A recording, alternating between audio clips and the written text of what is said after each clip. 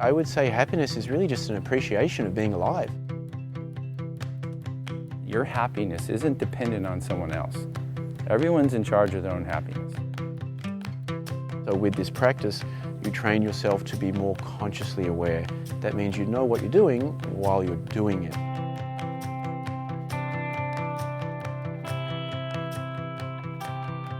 Welcome back to the Surf Mastery Podcast. Big thanks to those who attended the surfing workshop in Santa Monica with Clayton Nianaba. Great turnout and it was very well received. I will be organising another one in the LA area soon, so keep an ear on the podcast and an eye on the Instagram for that. I have already organised another surfing workshop in San Diego this coming Sunday, November the 3rd, and that's with myself and Taylor Knox. Taylor will be presenting on the basic principles of Kelee meditation and how they relate to performance. And I will be presenting on surfing posture and technique that will be relevant for all styles of surfing. There's a link to the details and tickets in the show notes in your app and also on Instagram. You can always email me, mike@surfmastery.com as well. Recently got back from a surf trip down in Nicaragua at Malibu Popoyo Resort with Taylor Knox and Matt Griggs, and what an incredible experience that was. One of the guests, Dave, was inspired to create a little video to try and portray some of the magic that went down that week, and the audio in today's episode is all from Dave Palmer from Palmer Productions. There is a link to his work in the show notes as well. Also a link to the video he made around this trip as well. So Dave interviewed Taylor and Matt about the trips they do, the coaching they do, and the Kelee meditation practice. So there's a lot of wisdom in today's show. He also interviewed me about my experience during this week, and that's how this episode begins, with me sort of just outlining my experience, and then we'll go into some audio from Taylor Knox and Matt Griggs. We come here to improve your surfing. Taylor and Matt both rip, so you've got inspiration and visual technique, and then Matt is so good with the technique side of it and coaching. So what you're learning about surfing technique and how to read the wave, that's a huge part of what we're doing here, but on a deeper level and a more exciting and profound level is just the learning about self-awareness and learning about yourself and self-development, and that's been the biggest. I've got more out of that side of it than I have out of the surfing. I've had a lot of surf coaches in my time. I'm a surf coach, so I'm always wanting to learn more about surf coaching and improve my surfing and technique and stuff. And I've learned more this week about that than anywhere else. But on a grander scale, I've learned more about myself and who I am and how I feel about life and others, and it's been profound. It's almost indescribable what this week has given me as a person, not just as a surfer. Also, it's like Matt and Taylor just attract a different type of surfer. I've always thought, sometimes surfing brings out the worst in people, but not this group. Surfing has brought out the best in people with this group. This particular group of surfers, they're just very open-minded, and they're not afraid to talk about themselves and their feelings and to share their stories and what they've been through, how they've overcome certain challenges in their lives. It's helped me to look at my challenges in a different way, and it's just inspiring, I guess. Yeah, it's comforting too. And it's nice to be able to talk to other people about my situation. And so I've been meditating for a couple of years now, on and off, pretty consistently over the past few months, sort of leading up to this as well. But I quickly learned that I wasn't really meditating. I was actually focusing on something, on a second point, whether that be breathing or a mantra. And that's not really meditation. Meditation is about finding a single point of stillness within. So that was profound.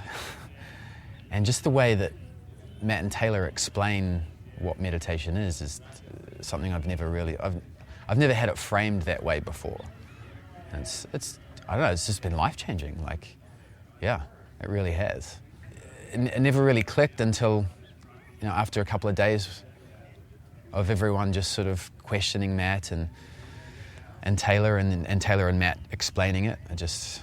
I can't explain it. It's just, words can't describe it. It's something you do have to experience for yourself. Yeah, you have to get on one of these trips, and yeah, I'm lost for words on that one, actually. Yeah, it's a feeling, isn't it? Yeah, it's a feeling. It's you got to feel it and experience it yourself. So I think if someone feels attracted and inspired to come on one of these trips, just go with that. Don't second guess it. Don't question it. Just go with your feeling. It's the best investment you'll ever make, I think, not just for your surfing, but for your life. We just wanted to create an experience where we get to go to a good place in the world, where there's plenty of nature and we can experience one of our favourite things to do, which is surfing, but make it more than a surf trip, like not just about riding waves, but learning about yourself, learning about your mind via Kelee meditation, learning more about the body and physical health and performance as well, whether it's not just on the surfboard, but just in life and whatever people's craft is. So that was the idea, and yeah, it's been very well received. People are, it's great that they're learning about surfing, but I think it's even better that they're learning more about themselves and becoming more harmonious people in the world. We call it the Nature of Success Tours, nature meaning your intrinsic value, success from the Latin to go on well. Yeah, you could call it a surf retreat in a way, but every single person always says it's so much more than a surf trip. I think at our age, and most of us here have done a lot of surf trips, and we're looking for probably more than that. So we try to give them more than that, and what we do is every day we spend an hour or two doing some personal development sessions, and that's a combination of Kelee meditation and understanding the mind, learning meditation and learning how to troubleshoot the mind of inefficiencies, dysfunction, stress, and becoming wiser, becoming more aware. And then we learn about physical health and we learn about performance, and I think one of the main ingredients here too, like any holiday, if people choose to use it, is you have the greatest luxury in the world, which is time. Just time to ponder on your life and time to ask some important questions and reset in a way. So when you go home, not only do you feel better, you're more self-aware with who you are as a person and also how you want to live. We have people from all different skill levels come here. It's nice to teach people that they want to get better so bad. They're looking to improve, like a cutback or a bottom turn, and it's for us, and being surfing as long as I have, and that's something I really enjoy to kind of give out freely, is just teaching them, like, hey, this will really help you, these small tips, and they just never got that kind of instruction. So it feels good to see people improve so much in just like 6-7 days. It's amazing. I would describe it as more than a surf trip. Obviously, we are surfing a lot, and we're talking about surf technique, but we are also talking about learning about your Kelee and getting people to kind of look within for their own answers. And in essence, it's just more about learning about yourself. The answers, I believe, are all within you. You just have to unlock them. Yeah, consciousness, the term in Kelee is your conscious awareness. And conscious awareness is just a term to describe how aware somebody is. Wherever you direct your attention is where your conscious awareness will be. So with this practice, you train yourself to be more consciously aware. That means you know what you're doing while you're doing it. It's a good thing for humanity. I would say happiness is really just an appreciation of being alive.